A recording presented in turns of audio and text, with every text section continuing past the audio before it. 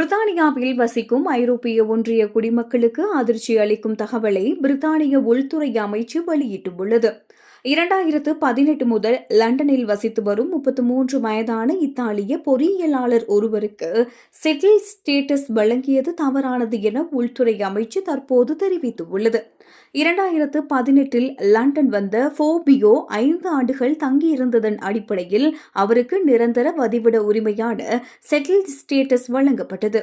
ஆனால் அவரது பிரேசில் நாட்டை சேர்ந்த மனைவி ஐரோப்பிய ஒன்றிய குடியுரிமை திட்டத்தின் கீழ் விண்ணப்பித்த போது போபியோவின் இத்தாலிய குடியுரிமை சான்றிதழ் போதாது என்றும் அவருக்கு செட்டில் ஸ்டேட்டஸ் வழங்கியது அதிகாரிகளின் தவறு என்றும் உள்துறை அமைச்சு தெரிவித்துள்ளது. அதிகாரிகள் செய்த இந்த தவறால் ஃபோபியோ பிரித்தானியாவில் தொடர்ந்து தங்க முடிந்தது என்றாலும் அவரது மனைவிக்கு நாட்டில் தங்குவதற்கான உரிமை மறுக்கப்பட்டுள்ளது. இதுகுறித்து பேசிய ஃபோபியோ, நாங்கள் அனைத்து விதிகளையும் சரியாக பின்பற்றி வாழ்கின்றோம். வீடு வாங்கி குடும்பமாக வாழ திட்டமிட்ட நேரத்தில் இந்த அறிவிப்பு எங்களை மிகவும் பாதித்துள்ளது என வேதனையோடு தெரிவித்துள்ளார்.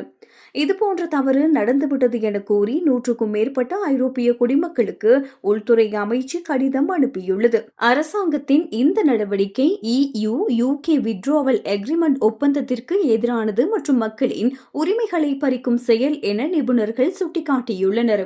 இருப்பினும் தகுதியற்றவர்களுக்கு தவறாக வழங்கப்பட்ட தகுதியை திருத்துவது பிரெக்சிட் ஒப்பந்தத்தை மீறும் செயல் அல்ல என உள்துறை அமைச்சின் தரப்பில் விளக்கம் அளிக்கப்பட்டுள்ளது.